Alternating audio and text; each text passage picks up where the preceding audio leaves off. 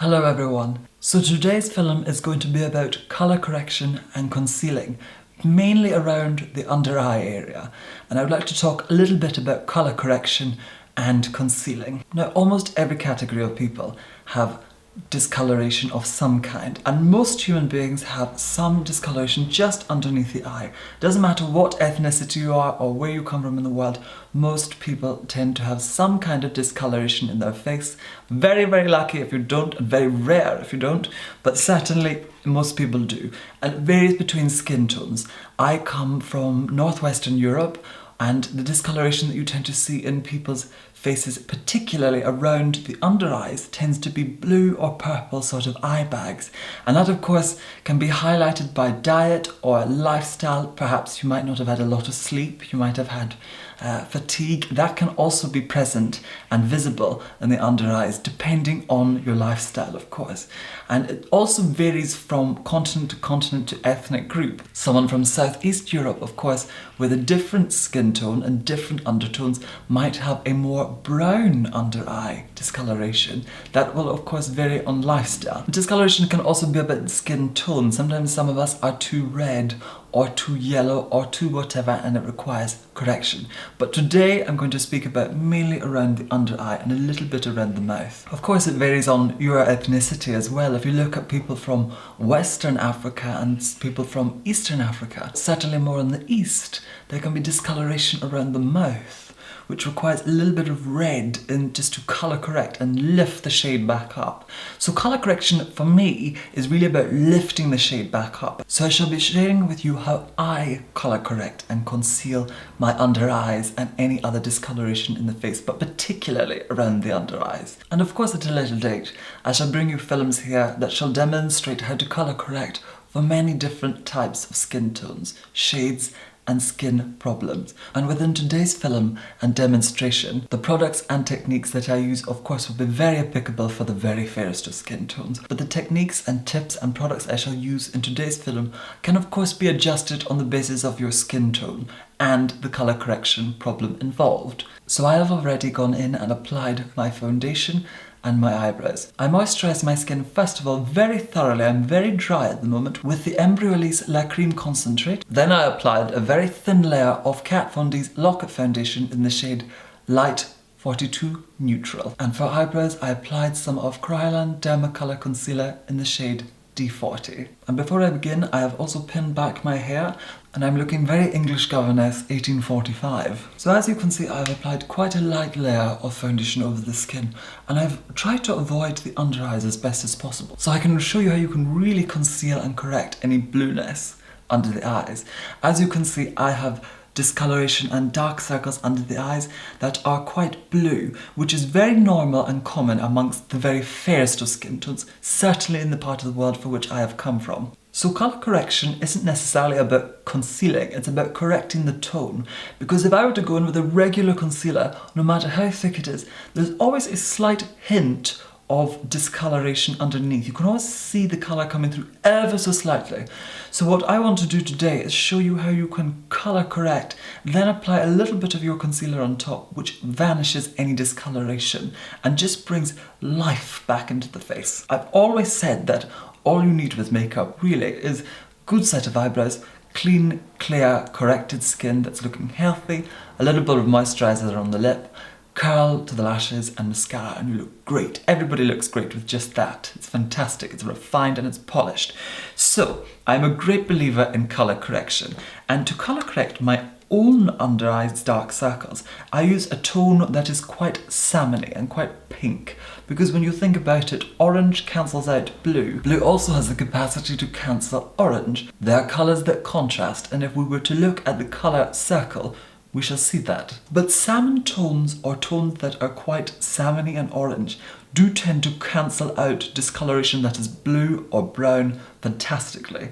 It also varies on skin tone. On the very fairest of skin, there does tend to be quite a bit of redness, so green can cancel out that. Green concealers or slightly yellower concealers can cancel out the redness that's there. Fortunately, I don't tend to have too much redness aside from around the nose, but that can be counteracted with just a little bit of regular concealer.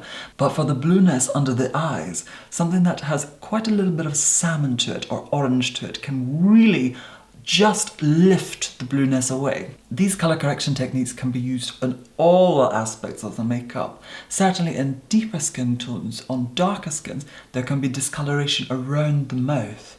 So something that is a bright orange will just lift the grey that can exist there. It's the same sort of philosophy that when you see particularly drag queens, when they do their makeup, they're usually men that have a full growth and they shave it down. And even though there is still, you will still see some of the hair and the stubble there, so it's still dark, the 5 o'clock shadow as it's called, you can apply a salmon tone over that just to knock out the grey or black or green haze that can exist. But to colour correct my own eyes, I use this shade here, the second from the top on the row of neutrals. And I would describe it as a pastel salmon. And I will be applying that concealer with this kind of brush. They are fantastic. And I take quite a bit of it on the brush. Today I'm using a Charles Fox brush. And as you can see, I'm placing it just right in where the discoloration is, right in the blue. And pulling it outwards slightly, just concealing any of that purpley blue tone, and I don't really apply it anywhere else. And as you can see when I face you, just by even doing that, there's a visible difference from side to side. One is brighter and more awake. I apply that just to about there on myself and bring it down ever so slightly, and I don't colour the whole eye, but over here, there's a slight bit of discoloration here. And also when I turn to the side, there can be a little bit here. So I apply a little bit of it there at the outer corner and down, but I cut it up just to lift the eye as much as possible. But I do not fill this entire section with concealer. I think when that whole area is concealed, it can actually really pull down the eye. Another area that can be quite discoloured on very fair skin is actually this inner corner part here. And now I turn more to the side, you can see it's quite blue actually. So I just take the brush and I apply it in there like that. And if I face you again, you can see what a difference there is between each eyes. I haven't blended it in yet, but just to show you what it looks like, what a difference it makes. And I'm just building that up ever so slightly. I'm always very delicate when working around the eye. I think that is sacrosanct. But you really want to only apply the concealer to areas where there is blue. And I would make the recommendation to apply corrector only to areas that really require it. Everyone has some degree of facial hair. Men, of course, do tend to have a lot more facial hair than females, but females also have facial hair, and sometimes we can have a little bit of discoloration around the jaw and around the mouth, depending, of course, on how much hair we have and what colour it is. Now, I have had the majority of my facial hair removed, but I'm always very paranoid about having any form of discoloration or 5 o'clock shadow, even though I have had the majority of the hair on my jaw removed. But I always like to apply just a little bit of concealer and corrector that is salmon toned along the jaw and a little bit round the mouth. This can also really lift this area. And then to blend what I have applied around the jaw and the mouth, I am then taking the brush that I used to buff my foundation in with earlier, which was a Zoeva 102 brush. And I am just stippling that, even though we're going to go in with concealer, just to make sure that all of that salmon tone has been cancelled. I just want to make sure it's seamless. Sometimes by applying a slight amount of corrector just over the areas that you want to colour correct, that is all that it will need. It might not necessarily need more concealer on top of it to hide the corrector tone that you've applied. It's almost just counteracting the shades together. However, this tends to be the case only when you apply a small amount. And to blend the colour corrector for which I have applied underneath the eye, I am taking a Zoeva 227 Soft Definer brush. And this is the synthetic version of the brush. And I'm just stippling that very, very, very lightly. And you can actually buff that into the eye ever so slightly. And just making sure that everything is seamless. And as you can see, that has cancelled out my blue dark circles. And a trick that I also like to do sometimes, this will probably only be applicable for you if you are somebody that shaves off your eyebrows or perhaps waxes them off. Now I tend to shave or wax my eyebrows and draw them on. That is what I prefer, that's my preference. But I sometimes take the corrector just over the area where the hair is, as sometimes there can be a slight shadow on the eyebrow. I just like to cancel it out. And as you can see, that makes a fundamental difference. It just lifts the eyes, it lifts the face, and makes me look more assertive in a way. Now, because we've applied that tone, which is quite orangey and salmon, I describe it as a pastel salmon. Now, this looks great, but I do prefer to apply a little bit of concealer on top of it. But what I tend to do is actually go over it with a concealer or a foundation, just to cancel out the orange tones that are there. Usually I would use this Dermacolor concealer here, which is my go-to concealer regardless. I tend to use this anyway. Or I tend to conceal with this Bobbi Brown Tinted Eye Brightener in the shade Porcelain Bisque 1. However, I've actually ran out of this and I am not going to replace it as it's a little bit too dark for me. But today I'm going to use the Kat Von D Lock-It Cream Concealer. I purchased this just the other day. As you can see, it's still in its box, so I guess we could call this a first impressions. However, I did try it on when I was in the store and it was absolutely fantastic. And this is in the shade Light 1 Neutral. So this is what it looks like when it comes out of its box. It's actually quite slick and it has a twisty cap, and when I pull that out it has a doe foot applicator. And what I'm going to do is actually use this as my regular concealer, so apply it to areas which need a tiny little bit of extra coverage.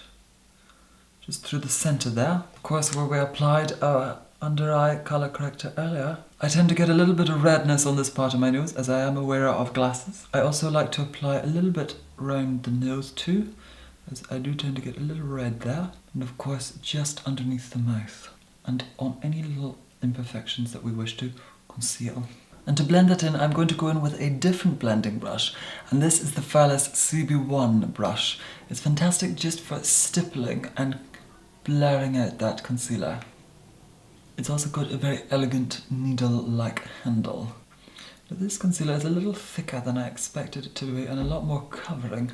And around the nose where you might experience some redness, really buff the product around and then stipple it into place.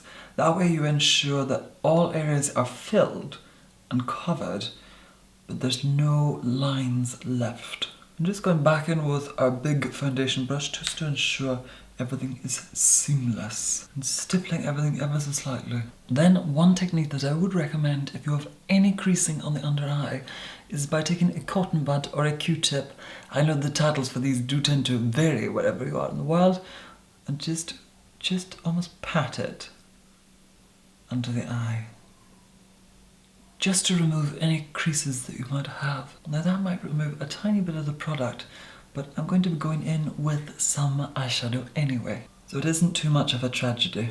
To set all of that through, I'm then going to go in and apply a very light layer of Kryolan's loose translucent powder in the shade TL3. And I would make the recommendation that you always set and powder just this area here, particularly around here, because if it is not set, sometimes it can reflect light, and certainly under flash photography or bright studio lighting, it can look quite unflattering if that area is quite shiny looking. I also like to set just around the nose, and with a larger brush I'm just pressing that powder into the skin. So that more or less completes my colour correction and concealing technique, particularly for colour correcting the under eye and also other areas in the face that might need a little bit of lifting, particularly if there's a bit of blue.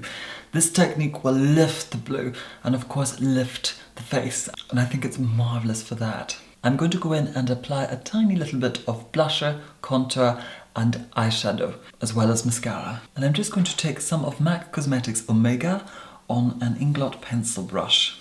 And first of all applying that to the underneath of the eye. And then taking a MAC Cosmetics 217 and just blurring and blending those edges, as I just want there to be a faint shadow. And with the same 217, I'm just going to take that through the socket, connecting the underneath of the eye and the socket together. But I'm not taking it too far into the eye, just at the outside, just to wing the eye ever so slightly. So that just adds a slight bit of definition without being too heavy, and giving a good curl to the eyelashes.